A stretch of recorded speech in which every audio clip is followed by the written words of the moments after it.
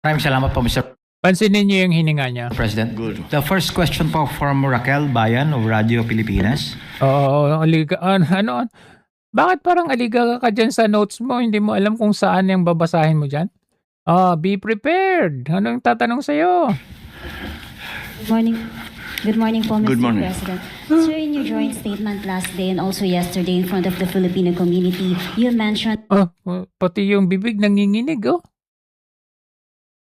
Kailan kaya ito matitigok? Sa totoo lang, para lapit-lapit. Pasintabi po sa mga kumakain. Ito siya nagme-meltdown na. Question from Ivan Mayrina. Alam mo yung parang hindi siya at ease. Para siyang very concerned sa paligid niya na hindi mo mawari, hindi siya mapakali. Tingnan nyo ah. Mr. President, the next question from Ivan Mayrina. Oh. Good morning, Mr. President. Nung nakita niya si Ivan Mayrina, ganito yung reaction niya. O, tingnan mo. Ay, patay. Ito na yung tanong. Tapos sabay tingin sa notes niya. Tingnan niyo. Ayan. Si Ivan Mayrina nakita niya dyan. Sabay tingin sa notes. Oh. Good morning, Mr. President. Yeah. Almost a year ago, during your fourth State of the Nation address, you called out corruption and said, mahiya naman kayo before the members of Congress. That set expectations from Tingnan niyo yung reaction niya. Alam mo yung tatawa siya. Ganyan palagi yung kanyang ano eh. you and your administration that you will wage war against corruption and no one will be spared. 1 year hence, Mr. President, do you think your administration has done enough and fast enough? Well, I cannot say that we have done enough because we're not done yet. Unfortunately, the more we look, the more we find. And it's going already back beyond my administration, beyond Ayan na. Maghahanap na yan ng ano. I-blame eh. my term. If you remember, Ayan na. I think it was in 2018. 18. Duterte. Already, the minority floor leader in the House, Nonoy Andaya, already says that he had uncovered 300 plus billion flood control mess. And so when we look at what happened last year or the year before, then we can see that the pattern extends beyond 2022, back beyond 2022, and back to about that time, 2017, 2018. And at the time, President Duterte acknowledged that there were great problems in terms of the flood control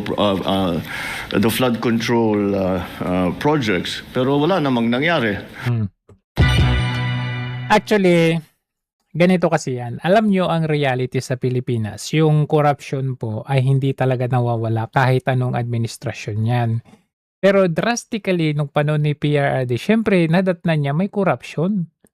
We cannot deny that na even in the time of PRRD, may corruption naman talaga. But what did he do in order to address that corruption? Alam nyo kasi sa isang leader, kailangan yung political will eh.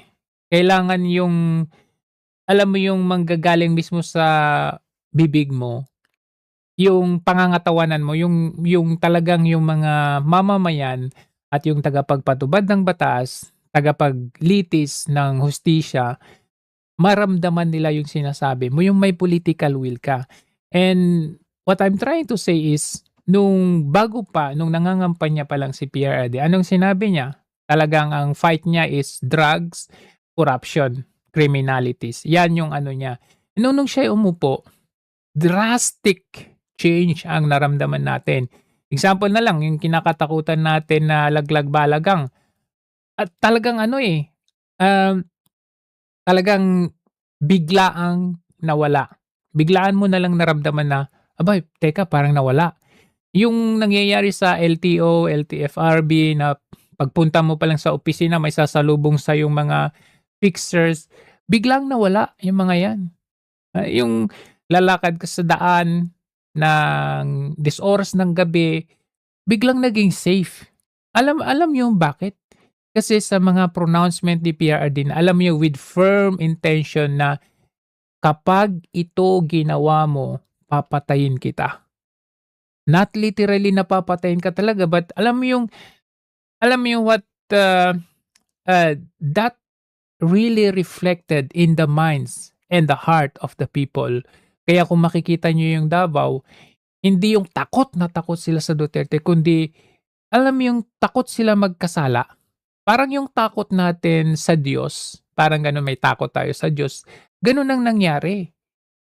Sa panahon ni Marcos, biruin ninyo, sasabihin niya, tinanong siya about sa mga drugs, anong sinabi niya, ay bahala kayo dyan, basta kami dito. So, yung mga addict, yung mga drug lords, ano ang gagawin nila?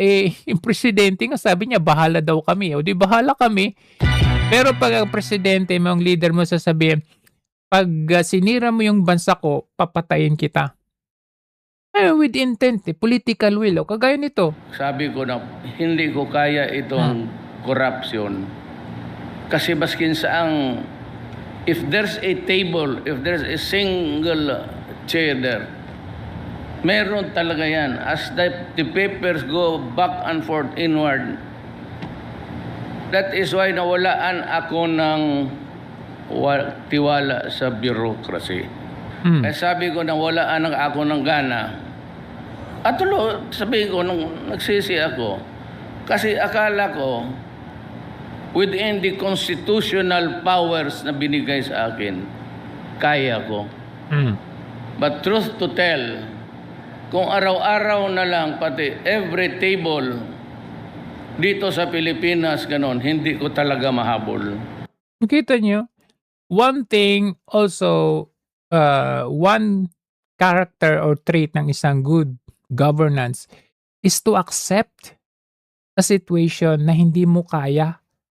Like for example, syempre, nung siya ay nangangampanya, ang magnitude ng kanyang sinasabi is he was basing it solely from Davao, kung saan nalinis niya yung Davao.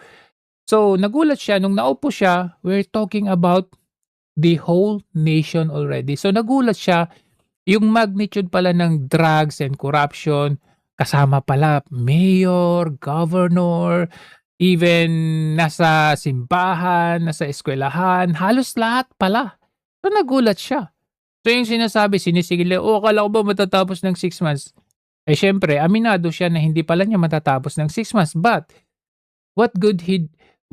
anong magandang ginawa niya is, talagang na-eradicate niyan. Not 100%, but most of the times, kaya naramdaman natin yung effect.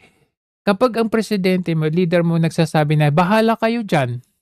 Basta kami dito, okay kami dito, bahala kayo dyan. Ano ang gagawin ng mga tao? Yung mga tao is passive yung mga yan. Kung ano yung nakikita nila sa leader nila, yun ang sinusundan nila. Ang panahon ni Duterte, malinis. Kasi gusto niya malinis. Pinabalik niya yung mga basura ng mga Canadian. So, yung mindset ba? Malinis si Duterte, tahimik si Duterte, ayaw niya ng drugs, so hindi natin pwede gawin sa panahon niya. Ngayon, kita niyo, Pasig madumi. Mailog Pasig, madumi na yan. Yung mga basura, yung mga krimen, nagsipagbalikan kasi this is because of the walang political will ang ating leader. And in fact, kung sinasabi ni Marcos Jr. na wala daw nagawa nung panahon ni PRRD, kasi tinanggal niya yung PACC. Ibig kong sabihin is, paano walang nagawa in-establish niya ni PRRD yung PACC para buwagin ang corruption. And record has been there na maraming nabigyan ng accountability with regard to corruption, which is tinanggal ni Marcos Jr. nung kauupo pa lang niya.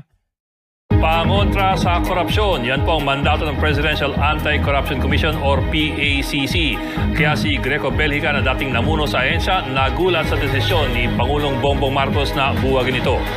Sa bisa ng Executive Order No. 1 ni Pangulong Bongbong Marcos, binuwag niya ang Presidential Anti-Corruption Commission o Biruin ninyo, Executive Order number 1. Unang action niya, tanggalin ang PACC. Number 1. PACC. Ang komisyon yan ay binuo ni dating Pangulong Rodrigo Duterte para tiyaking mapapanagot ang mga opisyal ng gobyerno na sangkot sa korupsyon. Katunayan, mula ng matatagang PACC, mahigit 10. Ayan ba yung walang nagawa? Sige nga, sabihin mo nga sa akin, Marcos Jr. addict ka. Ayan ba yung walang nagawa? 13,000 na iniimbestigahang kaso. 154 isinampang kaso, 24 na ipakulong, higit 800 na tanggal sa pwesto. 3,000 kaso ng korupsyon ang naimbestigahan. 154 ang isinampang kaso sa hukuman. 24 na ikulong at mahigit 800 ang nasibak. Kaya naman nagulat ang dating PACC chairman na si Greco Belhica sa desisyon ni PBBM na buwagin ang komisyon. Importante rin daw sa pagbangon ng ekonomiya ang pagsisigurong walang nagnanakaw sa kaban ng bayan. So ibig sabihin, kontrolado nila lahat ng pwedeng mangyari sa Pilipinas. Kaya for you to say na walang nagawa nung panahon ni Duterte, ang kapal ng pagmumukha mo dahil adik ka siguro, hindi mo alam ang pinagsasabi mo. Having acknowledged it, it did not find accountability in anybody. So, Accountability. Yung ang bata mo si Redo, ninatanggal eh. I guess that was left up to me to do. And Oh. Diba? Ang sinungaling, left up to me to do what's left up to me, sabi niya. Biruin mo, yung reference mo, 2018. Tapos, yung sinasabi mo, left up to me, 3 years na, saka ka gumagalaw kung talaga ka. Ibig mo sabihin, nangulimbat ka ng nangulimbat muna ng 3 years. For the 3 consecutive budget GAA na pinag-uusapan natin, nangulimbat ka muna, saka ka gagalaw, sasabihin mo mahiya naman kayo after 3 years. Kasi tignan ninyo ito nung una kasi, ano ang sabi niya? 2024 eh. Kaya hindi, ang hirap paniwala na sasabihin niya siya yung nag-umpisa or siya yung nagpatuloy. Kasi looking back, your reference is 2018. Okay, 2018, 2019, 20, 21, 22. Umupo ka ng 22, 23, 24, 25. 3 years. 3 taon. Saka ka gumagalaw. In fact, noong 2024, anong sabi mo? Dinipensahan mo pa to Sa pagpihit ng panahon, ang hagupit ng La Nina at mga matinding pag-ulan naman ang ating binabantayan. Binabantayan daw para magkabaha. Pinaghahandaan. 2024 ito. Mahigit 5,500 flood control project ang natapos na at marami pang iba ang kasalukuyang ginagawa sa buong bansa. Palakpakan.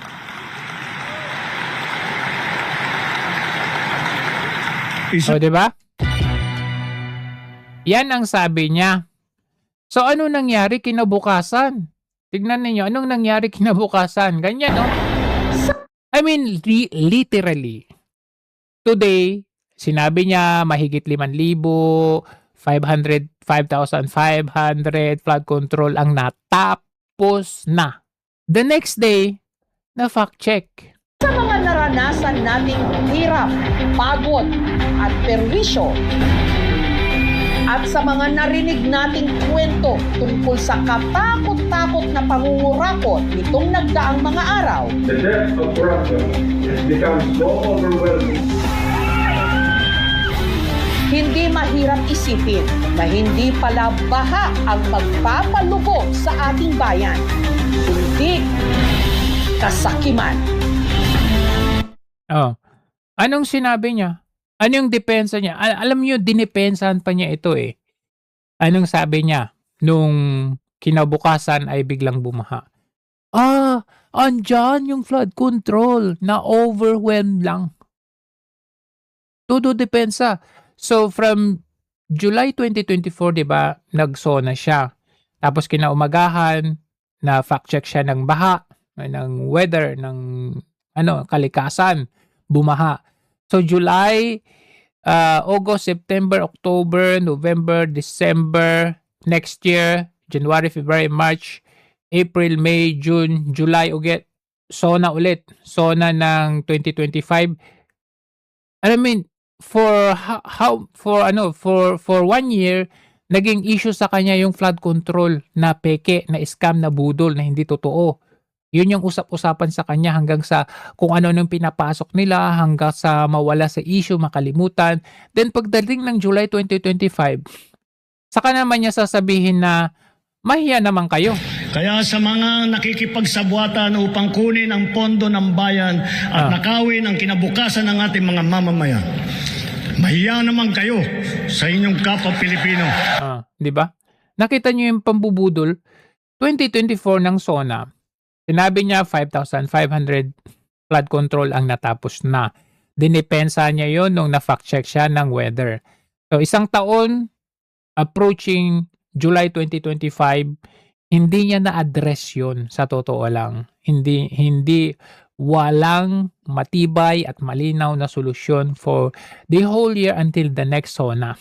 Kung saan, bigla siyang nagka-amnesia na nasabi niya ng 2024 na 5,500 flood control ang natapos na. Pagdating ng July 2025, nag-SONA siya, sabi niya mahiya naman kayo pertaining to doon sa gumawa ng flood control na hindi tapos kakamot siya. Nagka-amnesia paano tayo napunta dito? Alam mo yung ganon? Samantalang noong 2024, sinabi niya na 5,500 flood control ang natapos na at dinipensan pa niya na nabanggan ng barko, yung flood control, na overwhelm, kung ano nung mga dahilan. Tapos 25, nagka-amnesia. Paano raw tayo nakarating sa ganito? Siya nga nagbalita na 5,500 plus ang natapos na. So, dito mo talaga makikita yung isang kalinawan ng pagiging pagiging pambubudol niya. Di ba? Ayan dito. Maraming nagsasabi, nababasa ko sa dyaryo, naririnig ko sa radyo, television. Diba? Nasaan ang mga flood control? Nandyan ang mga flood control, na-overwhelm lang. Maraming nagsasabi, nababasa. Diba? Talagang napakahusay niya talaga dito. Talagang beyond belief talaga ang kabiliban ko dito sa kanyang hindi na ito isa na itong kaugalian ni Marcos Jr. Talagang mambudol. So we are still doing it. We're still working on it. As I said, the more we look, the more we investigate, the more we find. This is I think you're all experienced journalists. You know this is a deep-seated system of corruption that requires not only structural changes in the way government is run, in the way that the budget is written, but also a change in attitude. Deep-seated. We need complex kasi deep-seated, sabi mo. Unang mong EO nga tanggalin yung PACC. So, if you knew na ito ay deep-seated, why? Ang pinakaunang utos mo ay tanggalin ng PACC. So, am I right to assume na kaya mo tinanggal yung PACC kasi may balak pala kayo? You would imagine. Ulitin ko 2018 yung reference mo, 2025 ka nagsabi ng mahiya naman kayo. So from 22 to 25, anong ginawa ninyo? Nangungurap kayo? Nambubulsa kayo? Tapos bigla ka na lang 2025, nagulat ka, nangamot ka ng ulo. Paano tayo nakarating sa ganito? So what kind of mindset is that? Throwing your own kagagawan sa ibang administrasyon instead of you addressing kung ano ang naging problema. If let's suppose na may problema nung past administration, matatapos na yung termino mo, what you're supposed to do is to address the real issue. Ang ginagawa ninyo is, puro lang kayo Duterte, Duterte, Duterte, Duterte. Can we not move on and address kung ano ba talaga, what can you bring to the table in order to bring yung sinasabi mong bagong Pilipinas? It's only a logo and a sign. na nilagay niyo yung logo sa lahat ng mga dokumento ng Pilipinas, yung bagong Pilipinas logo. But in reality, nararamdaman ba ng Pilipino ang bago na Pilipinas? Kasi parang luma eh. Yung luma before kay PRRD. Yun ang nararamdaman namin. So it's only all matatamis na mga salita na bagong Pilipinas. Sa bagong Pilipinas. Pero it's not the case. Kasi ang sinabi ko, mahiya naman kayo. Oh. Pag tinanong mo sa akin, nahiya ba sila? Yung iba, hindi. Akala Yun nga eh. Actually, agree ako dyan sa totoo lang. Hindi ka nahiya eh. Tignan mo naman oh. Nangitim ka nga sa kakapalan ng mukha mo oh. Nanilaw pati ipin mo sa kakapalan ng mukha mo. Oh. nila, karapatan nila yung gagawin na ganun eh. Wala kaming ginagawang mali. Ganyan talaga patakbo rito. And that's the hardest part to change. To take I mean, they put all kinds of nice words, rebate, kickback yan. Wala nang ibang sa tunay na salita, kickback yan. Okay daw yun. Para sa iba, okay sa kanila yun. At saka karapatan nila bilang whatever, na meron silang share doon sa ganagastos ng pera ng gobyerno. Are you talking about yourself? Sa kickback na yan? Karapatan mo yan? Kung you are alleging na kickback yan, nila yan, what do you call this? Di ba ikaw to? Allegedly ay may kumakalat na ebidensya na directly nag-uugnay kay Pangulong Ferdinand Marcos Jr. sa flood control kickback scheme. Ang ebidensyang ito ay in the form of, quote, record of communications sa pagitan ng Pangulo at ng dating palace official na si Adrian Bersamin. Text message ni Adrian Bersamin and Marcos Jr. about kickback. Deliver. Kapilang dito ang mensahe noong Marso 24, 2025 ng pagtanggap ng delivery ng 8 billion mula kay Bernardo na pinarating kay Pangulo. Kasama March 2025. Biruin ninyo, March 2025. Tapos, noong July 2025, nagsona siya, sasabihin niya, mahiya naman kayo. Niloloko niya talaga yung tao dito eh.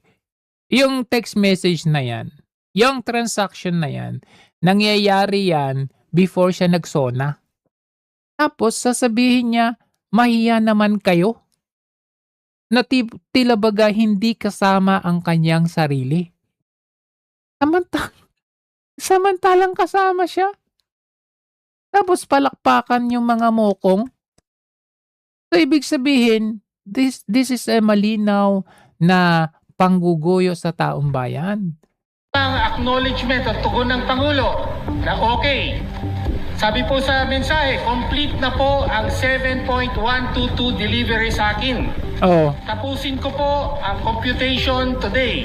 Tapos sasabihin ni Bangag na hindi, ano na yan, sistema na nila yan, nila? One follow-up, please. Yeah. Hindi ka kasama doon? What do you plan to do moving forward, Mr. President, now that corruption has become the favorite talking point among your critics and those who are calling for your ouster? My answer? My ouster. My ouster? Yes. Hindi ka lang adik, bungol ka pa. Binabalik po nila sa inyo ito. From critics. Yeah. Ano? Ganyan na naman yung style yun. Tumawa nung yung in-interview siya ng foreign media. Alam yung sign yan ng guilty. Kasi hindi mo masagot eh. At kung hindi ko sinabi yung sinabi ko sa SONA, wala tayong pinag-uusapan na ganito. I'm the one who exposed all of this. No? I'm the only one that has started to do anything about this. Bakit? Ang mga nakaramba na Pangulo, may nakita ba kayong ginawang ganon? Meron ba? Meltdown. Ayan is manifestation ng meltdown. Kasi, instead of addressing your own problem kasi it existed during your term, during your time. Sabi ko nga, nung panahon ni PRRD, may corruption. Pero how did he address that? Hinarap niya eh.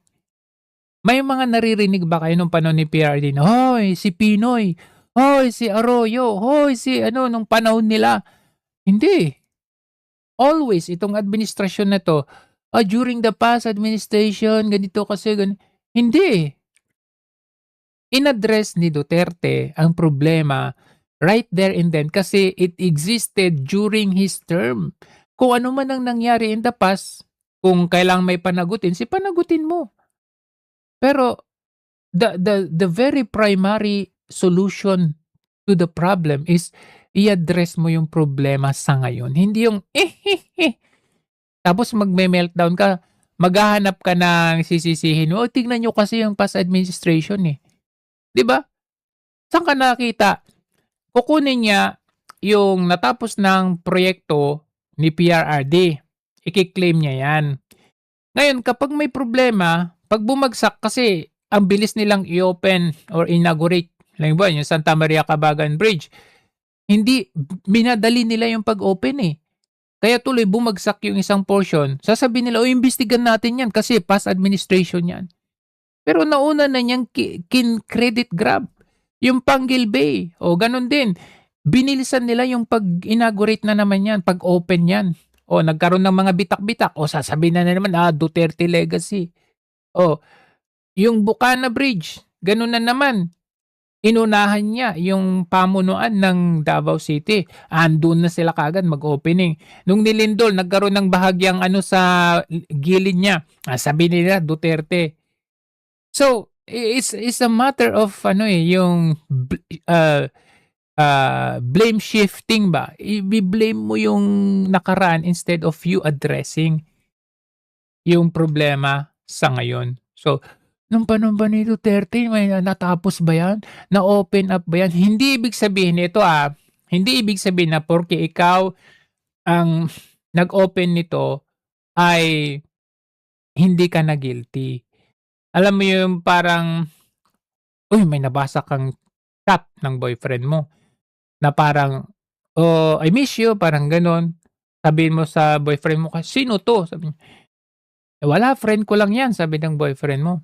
At sabi mo, paanong boyfriend paanong friend mo lang sabi niya, I miss you. Sasabihin ng boyfriend mo, ano ka ba? Pupuntahan ba kita dito sa Baguio? All the way from Manila? Kung niloloko kita or kung hindi kita mahal? Yung parang ganun ba? So, hindi ibig sabihin, hindi po ganun ang pagsagot or pag-solve sa isang problema. So, hindi porkit pinupuntahan ka ng boyfriend mo from Manila to Baguio all the way is a big sacrifice na hindi na guilty yung boyfriend mo. The mere fact na may nakita ka na ebidensya na may nag-chat sa kanya, I miss you, I love you. Tapos sasabihin niya, friend lang niya. Tapos ang rarason niya, hindi. Alam mo yun, papamasahe pa ako, pupunta ng Baguio para lang puntahan kita. Tapos sasabihin mo, may iba ako. Ganun ang logic nito eh. In fact, psychologically, ganito yan eh. Sabi niya, why would I? Sabi niya, bakit ako kasama dyan? Kung ako mismo nag-expose, ako nagsabi ng mahiya naman kayo. Ito pala yan. Sa psychology debate, ayan, makikita natin, no? Ito po ay isang taktika. Logical behavioral manipulation. Talagang manipulasyon itong si Marcos Jr. Ang pwede nating itawag dito, isa ay control demolition artist. Ano yan? A leader who triggers an investigation deliberately to control its boundaries. Dictate what evidence is found, which is yun yung nakikita natin. Sila nagdidikta kung ano yung evidence. So nakita niyo yung anong ginagawa ni Lacson, di ba? And ensure it ends with their own exoneration. So, gagawin nilang state witness ito para mapalaya. Kunwari, huhulihin nila itong si Bunuan at saka si Jingo Estrada, pero palalayain nila si Bunuan. Kunwari, huhulihin nila si Henry Alcantara, si Yusek Bernardo, yung mga engineer na mga magnanakaw, pero gagawin nilang star witness para ituro daw yung totoong ano.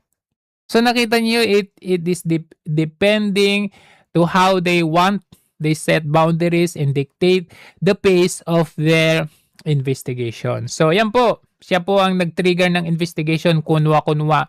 Nakita niyo yung ginawa niya sa ICI? Ano nangyari? Sekretong malupit. Hindi natin alam kung ano yung report doon. Oh. Preemptive striker din, pwede rin. Someone who launches an inquiry first. Mauuna siya. To frame the narrative. Catch their rivals off guard.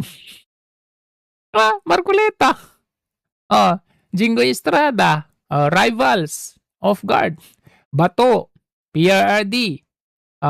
And establish a public image of absolute innocence. Preemptive striker, controlled demolition artist. Another one is a master of gaslighting. Smokescreen strategist, a corrupt official who creates a massive public distraction to hide a much larger, more severe systematic crime happening in the background. When in fact, sila yung may sistema kung paano sila mangurap. Nakita nyo paano nila ginawa? Maleta. Paano nila ginawa? Deliver. Kasi kapag sa bangko yan papasok, syempre magkakaroon ng trace. So sila mismo may sarili silang trace, may sarili silang sistema paano mangulimbat ng pera ng taong bayan. So sabi dito, why a corrupt official would initiate an investigation? Una, to weaponize innocent until proven guilty. So, being the first to call for an investigation, syempre, pwede niyang sabihin, bakit ako? Ako nag-launch ng investigation. Ako nagsabi, hiya naman kayo. Pero ninyo, March, kausap niya si Bersamin tungkol sa pag-deliver ng pera sa kanya. Magsusona siya ng July, sasabihin niya, mahiya naman kayo. Dapat i-rephrase mo yun, palitan mo, mahiya naman kami. To control and limit the scope. When a corrupt official initiates a probe, they usually get to choose who investigates. Rimulya. O kaya yung pinili niya din sa ICI officials. What documents? Ayan. What documents are requested? Hindi nila tinanggap yung mga sinasabi nila Gutesa, 18 Marines. And where the boundaries are drawn. So, nasaan na yun sila Mark Teksay, si John Paul Estrada. In fact, nasaan si Zaldico? Nakita niyo si Zaldico? Ito, may timeline pa sila nung a month ago or 2 months ago. Zaldico, nasa Prague. Zaldico, nasa Czech Republic. Papunta na ang DOJ. Huhulihin na, kukunin na. Tapos biglang tumahimik. Where is Zaldico now? What happened? What happened to Gutesa? Naharap po sa kasong graft at malversation kaugnay sa halos 290 million pesos na flood control project sa Nauhan, Oriental Mindoro. Si dating ako... May pa-timeline pa sila. Talagang maugong na balita ito noon. 2025 nang kumpirmahin ng House of Representatives na nagtungo si Ko sa Amerika para sa medical treatment. Batay po sa records na US Customs and Border Protection, dumating si Ko sa New York noong August 26. Umalis siya noong September 13 at walang impormasyon kung saan siya nagtungo. May mga timeline sila, nasa Amerika, nasa Japan, nasa Europe. What's the update now? Di ba biglang nawala? So, tatakbo dito yung isipan natin. Eto, where the boundaries are drawn, what documents, who investigate. Diba? Sila nagko-control ng ng scope ng investigation at justice natin. Eto, to sacrifice a pawn to save the king. Sobrang linaw na yan. Actually, self-explanatory na ito eh. Sino ba yung king? Sino yung mga sinakripisyo nila? Ang daming mga dumaan. Isa na yan si Jingo Estrada, Bong Revilla, kunwari. Kunwari sasabihin nila ngayon para hindi mahalata. Martin Romualdez. O yan, sabi nila, kunwari, gagawin nilang star witness itong si Bunuan para maituro si Romualdez. Kunwari lang nila yan. Kasi later on, madidismiss din si Romualdez. O, anong sabi nila ng ombudsman? Gumagana na. Gumagana yung kay Joel Villanueva. Maaring gumagana na. Maaring may lalabas na warrant of arrest. Maaring arestuhin. Pero lahat ng ito ay palabas din lang. Kasi nakita ninyo, naaresto sila Alcantara, Yusek Bernardo, tapos naaresto si Bunuan. Pero anong gagawin nila? Pinapalaya nila. So para hindi magalit yung tao at para hindi halata, kunwari na pinapanagot nila. Yun pero ang totoo, ang matitira lang na makukulong dyan, yung kalaban. Wala nang iba. Just to save the king. Ayan, to inoculate themselves against the future charges. So inunahan nila yung investigation. Inunahan nila na, kasi wala na yung PACC, okay, mag-ano tayo ng ICI. Ito si Ombudsman, ito si DOJ, ito yung function nila, ito yung ito yung mga kason, ito yung inunahan nila. Kaya nga nung nagkaroon ng change doon sa leadership sa Senado, lahat ng pamamaraan ay ginawa nila para mabalik sa kanila yung control. Nung kay Senator Marcoleta yung BRC, nakita nyo naman, yun ang totoong investigation. That is leading to the President himself. So anong ginawa nila? Tinanggal nila yung Senate President, okay? Pinalit nila si Tito Soto, pinalitan niya yung BRC, hanggang sila na yung nagko-control ng flood control issue or hearing. So walang nangyari. Stagnant. Binagulat sila nung pinalitan. Dumating si Senator Bato, napalitan. Aligaga sila. Paano na to? So ginawa nila lahat na magagawa nila. Kahit na magkaroon pa ng barilan sa Senado, importante, alam niyo yun, mabalik sa kanila yung posisyonan. Dahil delikado nalalagay sa alanganin yung kanilang king. Diba? Mahusay. Mahusay itong ginagawa nila ngayon. Ba silang kinulong? Meron ba silang freeze na account? Meron ba silang mga investigasyon na ginawa? Diba? Meltdown.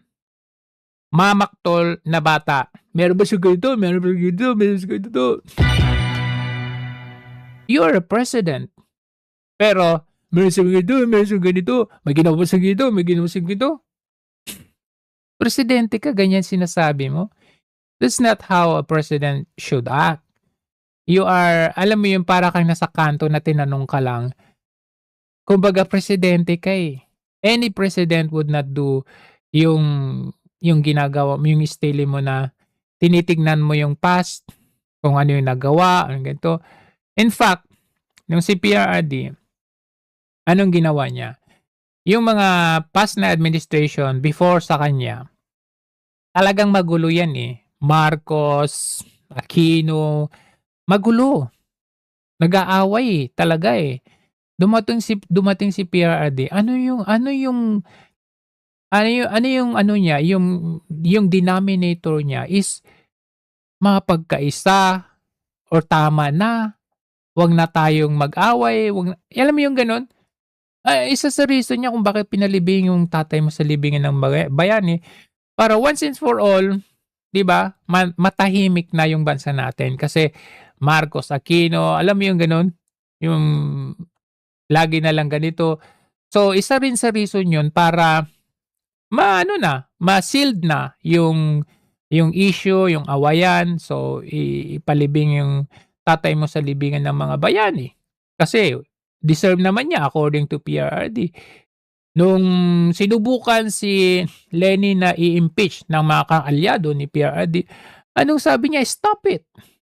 Ibig sabihin, instead na tayo ay instead na tayo mag-away-away, magtrabaho na tayo. Yun yung totoong magtrabaho. Kayo anong pinaggagawa ninyo?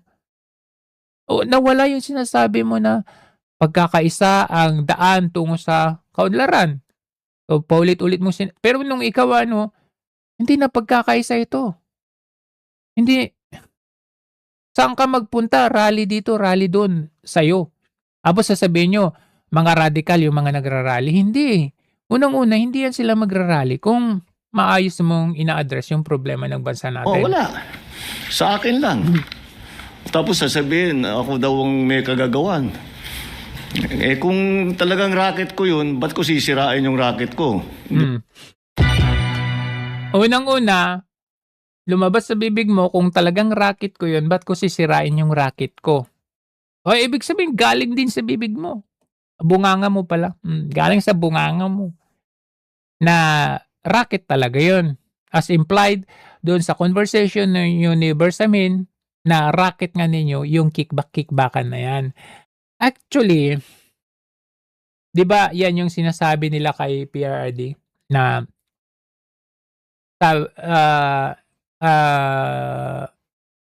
kunwari daw si PRRD na naglunsad ng war on drugs dahil inunahan daw niya yung mga kalaban or kakompetensya sa drugs. Parang ganun. Siyempre, ang depensa ni PRRD o natin, kung drug lord siya, bakit siya naglunsad ng war on drugs? Hindi nila tanggap yun. Na yun ang reasoning natin. Hindi nila tanggap yun.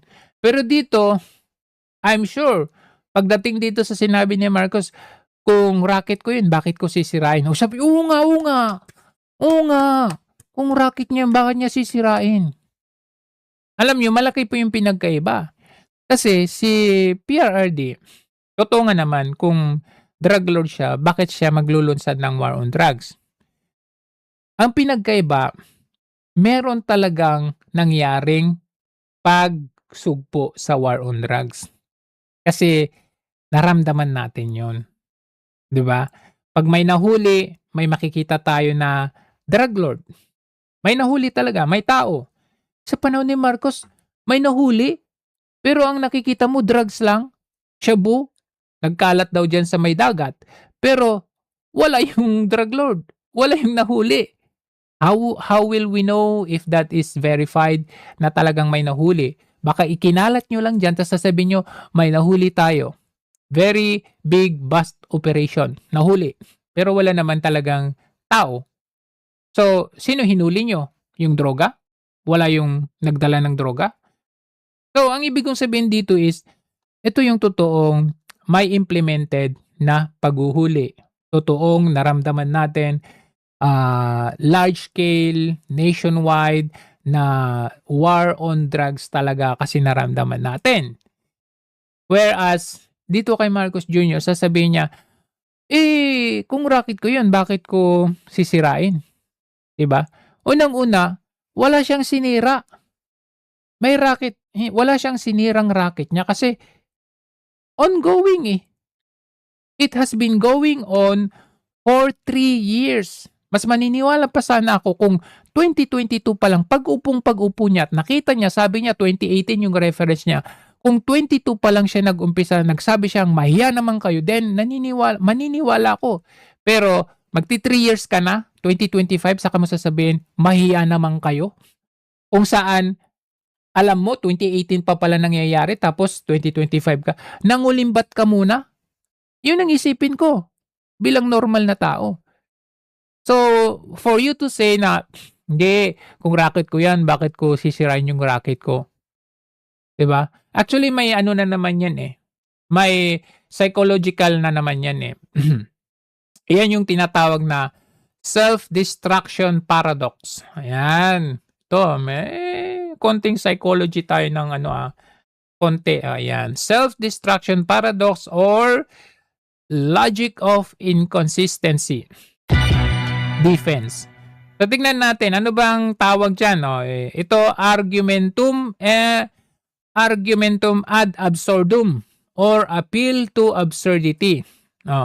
Ano ito? The politician is attempting to make the accusation look completely illogical. They are framing the allegation as an absurdity by arguing only a crazy person would destroy their own source of illegal income. Sabi niya, kung racket ko yan, bakit ko sisirain? Sabi niya, I am destroying this infrastructure, therefore I cannot be the person profiting from it. Di ba? Ayan ang tawag dyan, argumentum ad absurdum. Appeal to absurdity. Hindi po ako yan. Kasi sinisira ko yan. Number 2, defensive tactic or preemptive inoculation. Ano po yan? By framing themselves as the destroyer of the racket or scam. The politician inoculates themselves against future charges. They use their aggressive public action. PR stunt, press con, pananalita, magmula sa kanya hanggang sa kanyang tagapagsalita. Ayan, ganyan ang linyada nila. Bakit naman gagawin yun? Kung siya mismo, ang Pangulo mismo nagsabi, mahiya naman kayo. Yung mga ganun ba? To build a psychological firewall para hindi natin isipin na, nga no, kaya naglunsad eh. So, gawin yun, ba't niya sisirain? Ganun yun. 3 years ka, gago, mokong, ginawa mo yan for 3 years. Saka mo sasabihin, mahiya naman kayo? Blankong bycam. Anong sabi mo sa blankong bycam?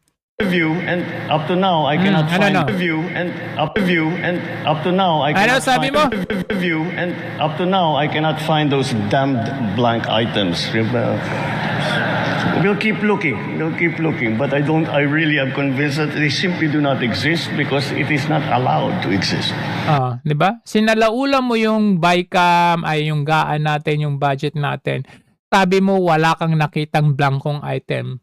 Pero duda dyan, tutol dyan, hindi naniniwala yung mga ibang mismong kongresista.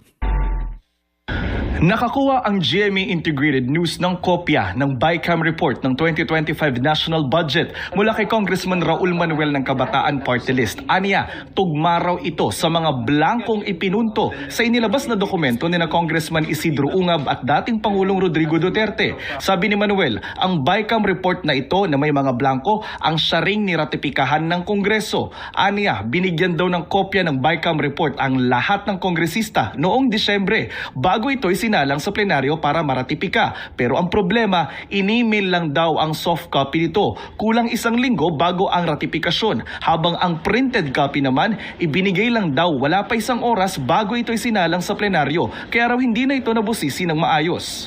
Sobrang gipit ng oras talaga para mabusisi yan. Parang may end din, sa totoo lang, hindi rin agad nakita yung mga blanks, no? Kasi nga, hindi tayo sanay na may mga ganon. Ngayon ko lang na-encounter na nag-ratify ng budget, meron pala mga blanks. Sa pagsusuri ng GMA Integrated News, ang pahinang ito halimbawa ng dokumentong hawak ni Ungab, pareho ang mga blanko sa dokumentong hawak ni Manuel. Pero kapuna-puna na mas marami ang mga nakapirma sa dokumentong mula kay Manuel at iba ang pwesto ng ilan sa mga ito. Sinusubukan ng GMA Integrated News na makakuha ng opisyal na kopya ng... Diba? Isang malaking kasinungaling si Marcos Jr. So, tignan ninyo, tawag din dyan is reverse psychology. Ayan, may mga iba akong nakita dyan na reverse psychology. Tama nga naman. Sophisticated from political gaslighting. It forces the public and the media to question their own common sense. It leverages the basic human assumption people naturally believe the criminals protect their crimes by doing the exact opposite. The politicians create deep cognitive dissonance in the minds of the voters. So, kumbaga, para hindi sila mapag-isipan, i-gaslight nila, i-reverse nila yung mga pangyayari. Ibig sabihin, pag halimbawa, sa isang sa isang crime, example, nandito tayo, paano? Isa na naman, scene of the crime operative. So, sa scene of the crime, for example, may pumunta sa police station, isang lalaki. Nagsumbong sa police station, sabi niya may nakita siyang babae doon sa may ilog na lulutang-lutang at tila baga, alam niyo na, nagawa ng masama. So, sinamahan siya ng police, pumunta sila doon at tinignan yung babae doon na palutang-lutang. So, nagduda yung pulis. Later on, nagduda yung pulis. Sabi niya, bakit parang itong lalaki na ito, siya din ang gumawa ng krimen na ito. So nagduda yung pulis. So sumagot si lalaki, yung nagsumbong. Sabi niya, kung ako yung gumawa nito, bakit ako pupunta sa police station at magsusumbong sa inyo? 'Di ba? Pero in reality, siya yung gumawa noon. So para hindi siya mapag-isipan na siya yung gumawa noon, pupunta siya sa police station at magsusumbong. Ganun ang ginawa ni Marcos Jr. Kunwari, mahiya naman kayo, pero March pa lang kausap niya si Bersamin. So, sobrang manipulative yung ginawa nitong si Marcos Jr. Diba? That makes absolutely no sense. So, absolutely makes no sense. Is it selective justice? I'm sorry? Selective justice. What about selective justice? Pinipili lang daw yung mga kinakasuhan, yung mga iniimbestigahan. No, from the time that we formed the independent commission, sinabi ko, we'll just follow the evidence. And we'll continue to do that. Thank you, Mr. President. Sabi. Hindi ba selective justice yun? Kasi kung totoo ka, ang pinsan mo, anong petsa na? Nauna pang nakasuhan si Marcoleta. Kunwari, natin si Bunuan para ituro si Romualdez. But I don't believe that a single of that. Kunwari lang na ganun ilalabas ninyo. Pero kung wala talaga kayong pinipili, kung hindi ito selective justice, ito, panibago. Ari-arian ni Martin Romualdez. Former House Speaker Martin Romualdez, may isa pang mansyon sa Amerika na estimated to be worth at least 425 million pesos. Ako si Judes Gavilan, lead editorial researcher sa Rappler. Tama ang narinig nyo, hindi natatapos sa 445 million peso property sa Spain, 130 million peso estate sa Massachusetts, 1.6 billion peso mansion sa South Forbes Park, Makati, hotel at golf and country club sa Leyte ang listahan ng mga properties na nakita naming may koneksyon kay Romualdez. Itong bago namin na-discover ay nasa Connecticut in the US. Ang bongga nito just imagine, 4.2 hectares na lupain, halos kasing lawak ng Araneta Coliseum sa Cubao. Yung mismong bahay naman, design ng isang architect known for high-end buildings sa New York. Basically, hanggang pangarap lang ito para sa mga ordinaryong Pilipino. Ayon sa mga dokumentong nakalap namin, binili ang property noong September 2022 ng isang company named USP 85 LLC. Ang pangalan nakadikit dito, si Andrew Casino, isang Filipino lawyer based in New York na part din ng Board of Directors ng Benguet Corporation na pamamay-ari ng pamilyang Romualdez. Hindi pa rin natatapos ang koneksyon si Casino at si Romualdez, fraternity. So, ano yung point natin? Ang point natin dito, wala nang ibang mastermind dito kundi si Marcos Jr. Hindi porket sinabi niya na mahiya naman kayo at siya yung nag-i-initiate kuno ng investigation ay hindi na siya guilty dito. Alam ko itong mga makakaliwang grupo, alam nila yan, but they do not want to make Marcos Jr. accountable for now kasi alam nila ang susunod ay si Sara Duterte. So kahit na alam nila yan, nagbubulag-bulagan sila, naghihimod-puwet sila kasi they are more afraid of the Duterte coming up to the position kaysa kay Marcos Jr. na alam nila na pwede pa nilang kontrolin si Marcos Jr. for now. So itong mga pinaggagawa ng Marcos administration for now, hindi lang isang kalaban ninyo pagdating ng hindi na kayo ang nasa posisyon. Dalawa ang kalaban ninyo. Bukod sa Duterte na sinalaulan ninyo ay ang mga makakaliwang grupo na ito. Kasi you would see, tingnan niyo sa health pa lang dito pa lang sa health natin, sa pondo natin, lahat, mga budget natin, PDIC, and sa PhilHealth, ang dami na talagang naibulsa or hindi natin alam kung saan napunta yung mga budget natin. Pero kung magsasalita itong Marcos Jr. na ito, sasabihin, paano ako kung sisirain ko ba yung racket ko? Ang pangako ng Pangulong Marcos, isosolve niya ng Disyembre na kung sino Ng accountable. 2025. Ng 2025. 2026 na ngayon ng May 30. Oo, ngayon pala naguhulihan, di ba? At nakatakas nga yung Saldico na nakakuha ng 30 billion. Yun pa lang yung reported. 30 billion. 30 billion. Of 1 trillion. 1 trillion. Oo, tapos marami pa mga ari-arian. In fact, naglilimayon na nga siya sa Europe, di ba? Isa lang yung kongresista. Ang laking pera din. Ang laking pera. Kaya nga, Actually, sabi ni Julian's World, ang BJMN niloloko. Hindi talaga ako naniniwala na syempre, alam nyo kasi, ganito kasi yan yung parang pyramid yan dito sa pinakataas, si Marcos. Tapos, sa next niyan ay si Romualdez. And sa pinakababa, Zaldico. And congressman, senador, down to mayors, and dyan, paganyan yan contractors, mga ganon. So, since ang nangyayari is, hindi na nila na-control si Zaldico, dito kay Zaldico, kailangan nilang pabagsakin si Zaldico. Kasi, si Zaldico, alam niya ang lahat. So, pababagsakin nila si Zaldico. Pero hindi ko alam ngayon, hawak na siguro nila si Zaldico ngayon kasi napatahimik na kagayang ginawa nila kay Gutesa.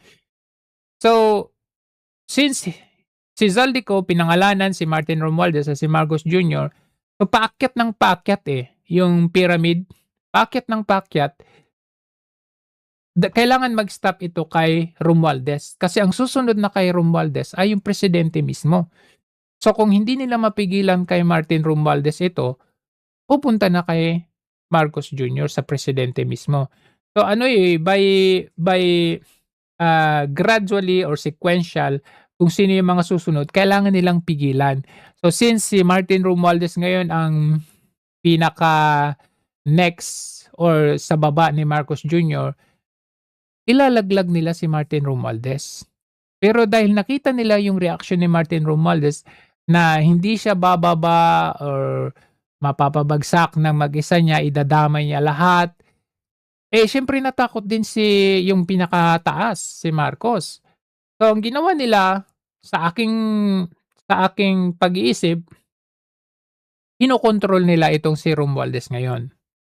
So for me, nakikita ko dito is a new narrative para sa kanila na kunwari may away ang Marcos at magpinsan, kunwari kakasuhan si pinsan, pero ano lang yan alam mo yun, they're trying their best to prolong, kung hindi man nila ma-prolong, siguro darating tayo sa panahon na may warrant of arrest kay Martin Romualdez, pero medyo matagal pa yan kailangang i-delay pa nila yan unahin muna nila yung kagaya nila Marcoleta, so i-delay hanggang kaya nilang i-delay yan.